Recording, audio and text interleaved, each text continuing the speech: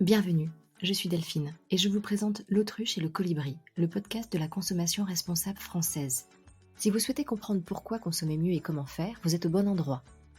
Le 15 de chaque mois, je vous donne rendez-vous pour parler de gourdes, de lessive, de dentifrice et bien d'autres sujets de consommation. Et je vous propose des alternatives durables et françaises. Si vous appréciez cette initiative et que vous souhaitez l'encourager, abonnez-vous sur votre plateforme d'écoute préférée. Vous pourrez également me laisser une note sur Apple Podcast et en commentaire, n'hésitez pas à me suggérer un thème qui vous intéresse. Pour rester en contact entre chaque épisode, suivez L'autruche et le colibri sur Instagram ou Facebook. Et maintenant, place à l'épisode du jour. Vous écoutez l'épisode 4, des hauts et des bas. Voici un nouvel épisode qui risque de vous faire suer à grosses gouttes. Pourquoi ? Nous allons parler d'hygiène. Et oui, encore. Après l'hygiène bucco-dentaire, sujet de l'épisode 3, je vous propose aujourd'hui de parler de déodorant. J'en ai des sueurs froides. Un déodorant, c'est un produit cosmétique qui a pour objectif de masquer les mauvaises odeurs corporelles. Il existe aussi des déodorants dits antitranspirants, qui, eux, permettent en plus de masquer les mauvaises odeurs, de réduire la transpiration en resserrant les pores de la peau. Rassurons-nous, 3/4 des Français utilisent du déodorant au moins une fois par jour.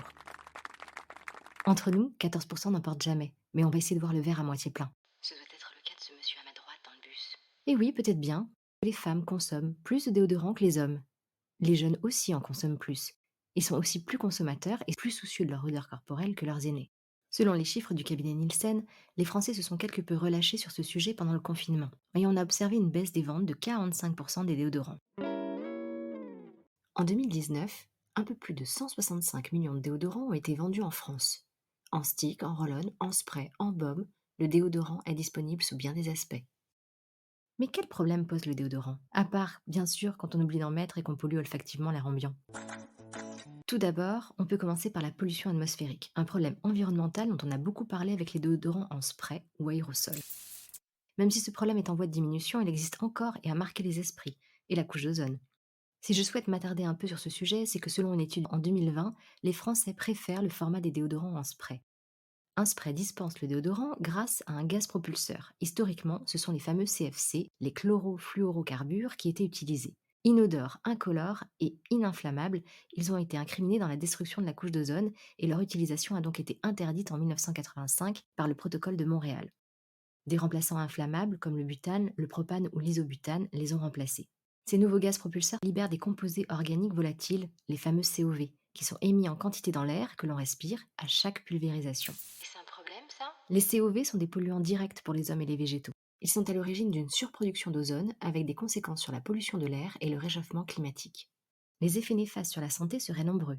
Troubles respiratoires, irritation des yeux, cancérigènes, toxiques pour la reproduction et bien d'autres. La contribution des aérosols au réchauffement climatique serait faible puisqu'elle représenterait moins de 0,1% des émissions totales de COV. Ouais, mais si on peut éviter, c'est mieux quand même. En 2014, Unilever, numéro 1 du marché des déodorants, est arrivé avec une innovation, les déodorants compressés. L'idée est simple et efficace. Un spray 2 fois plus petit qui dispense la même quantité de produit que le format d'origine. Du coup, on économise 25% d'aluminium et mais surtout 50% de gaz propulseur. L'empreinte carbone est donc réduite de 25%. Unilever a ouvert son brevet à la concurrence et bientôt, celle-ci a suivi sur ce format compressé. Le seul bémol avec cette innovation, c'est que les gaz propulseurs sont encore et toujours du butane, propane ou isobutane. Ok, donc on a réduit l'impact sur l'environnement, mais le problème est toujours là. Il a fallu attendre 2020 pour que Unilever remplace les habituels gaz propulseurs des aérosols classiques par un gaz propulseur naturel à base d'azote. L'azote, c'est présent naturellement dans l'air, alors bien joué. Ces écosprays ne sont pas encore généralisés au moment où j'écris cet épisode, et la grosse majorité du marché utilise encore des gaz traditionnels de type butane. En attendant, vous pouvez privilégier d'autres formats de déodorants comme le roll-on, déjà consommé par 41% des Français, ou encore le format solide, préféré par plus d'un Français sur 10. Les déodorants ont aussi un impact sanitaire via leur composition. Le déodorant est le produit d'hygiène qui préoccupe le plus les Français et ils sont particulièrement attentifs aux ingrédients qui le composent. Et les femmes, une fois de plus, font beaucoup plus attention à la composition de leur déodorant que les hommes. Depuis une dizaine d'années, la composition des déodorants et plus spécialement des antitranspirants fait débat dans la communauté scientifique. Tour à tour, des études médicales et scientifiques ont pointé du doigt des risques d'apparition de cancer, puis ont été démentis par d'autres. Sur le banc des accusés, les fameuses sels d'aluminium, qui permettent de resserrer les pores de la peau et donc de limiter la sudation. Le 15 avril 2020, à la Commission européenne, des experts ont statué et considéré comme sûre l'utilisation de l'aluminium dans les antitranspirants. Ouais, mais ça peut encore changer, hein. Le triclosan, ingrédient antibactérien, a également fait couler beaucoup d'encre, suspecté d'être un perturbateur endocrinien et ainsi de dérégler le système hormonal. Quoi qu'il en soit, ces débats n'ont fait qu'augmenter la méfiance des consommateurs et surtout des consommatrices et renforcer l'envie de plus de transparence. La tendance est donc au sans aluminium, sans triclosan, mais aussi sans alcool. Le marché des déodorants propose maintenant de plus en plus de formules dites courtes, avec 5 à 8 ingrédients et des formules clean. C'est d'ailleurs la tendance globale sur le marché de la cosmétique. Le choix d'ingrédients d'origine naturelle et le bio ont également le vent en poupe. Pour preuve, les ventes de produits labellisés bio auraient augmenté de plus de 83% en 2019. Alors on fait comment pour sentir bon en toute occasion, sans polluer la planète? Eh bien, idéalement, on évite les déodorants en spray, en tout cas ceux contenant des gaz propulseurs de type butane. On évite les ingrédients controversés et on se tourne vers des marques qui s'engagent sur le zéro déchet ou le minimum de déchets. 46% de la population a déjà acheté un déodorant solide. Super. N'oublions pas que transpirer aussi, c'est bien. C'est ce qui permet à notre organisme d'éliminer les déchets. Donc il est normal de transpirer. Pas besoin de bloquer la transpiration. Il suffit juste de ne pas sentir mauvais. Si vous passez d'un déodorant classique du marché à un déodorant naturel, votre peau peut avoir besoin aussi d'un temps d'adaptation. C'est bien à savoir. Et votre déodorant aussi pour être au maximum de ses capacités.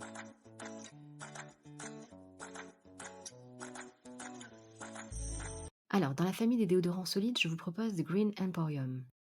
The Green Emporium est une marque développée par l'Amazona, mais qui a été destinée à la grande distribution, dans une volonté d'y démocratiser le zéro déchet. Vous la trouverez donc chez Auchan, Leclerc, Monoprix et bien d'autres. The Green Emporium propose des cosmétiques solides, parmi lesquels du déodorant, mais aussi des accessoires durables. Les déodorants sont emballés dans un distributeur en carton. Ces formules sont fondantes, naturelles et véganes. Et il existe aujourd'hui 3 références aux parfums évocateurs de l'océan. Journée de surf, matin à la plage, douceur des vagues. Pourquoi ces noms? Parce que The Green Emporium s'engage aux côtés de Surfrider Foundation Europe. Pour tout achat d'un de leurs produits, 10 centimes sont reversés pour agir, endiguer la pollution et protéger les océans.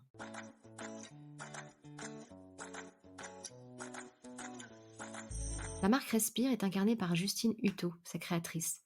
En 2016, suite à une tumeur bénigne à la poitrine, elle prend conscience que les déodorants peuvent être toxiques, notamment à cause des sels d'aluminium qu'ils contiennent.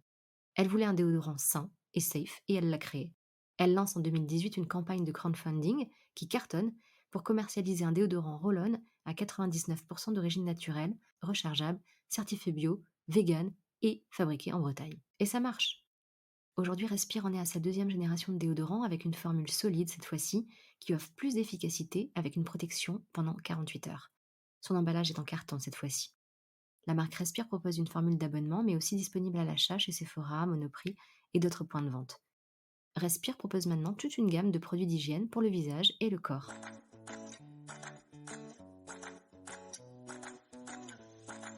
Dans la famille déodorants liquides, je vous propose les enfants sauvages. Les enfants sauvages s'engagent sur le zéro déchet avec des déodorants à billes en verre rechargeables. Les produits sont fabriqués en Provence et les produits ont le label Origine France Garantie. Leur formulation se veut plus exigeante que la charte Bio qui labellise les produits aujourd'hui. 100% du total des ingrédients est d'origine naturelle et 76% du total sont issus de l'agriculture biologique. Bien sûr, aucun ingrédient controversé n'entre dans la composition. Un flacon utilisé par une personne dure 4 mois. Un système de recharge a été mis en place. Les flacons vides des recharges peuvent être renvoyés gratuitement à la marque qui va les nettoyer puis les réutiliser pour en faire de nouvelles recharges. Rien ne se perd, tout se transforme. L'emballage des déodorants est fait en papier ensemencé. Vous pouvez le planter et vous aurez des fleurs. Il existe bien d'autres marques françaises engagées sur les déodorants responsables. On peut citer des déodorants solides de la marque Comme Avant, les Petits Prodiges, l'Amazona et 900 Care, mais aussi la marque Andro et son format baume, ou Momcare et son déodorant à billes rechargeable. Alors maintenant, à vous de jouer pour ne pas polluer la planète tout en prenant soin de votre corps.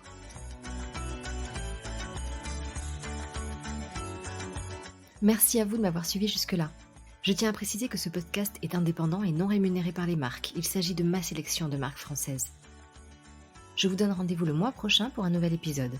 En attendant, retrouvez des informations complémentaires sur Instagram ou Facebook et sur les sites internet l'autruche et le colibri.fr. À très bientôt, au revoir.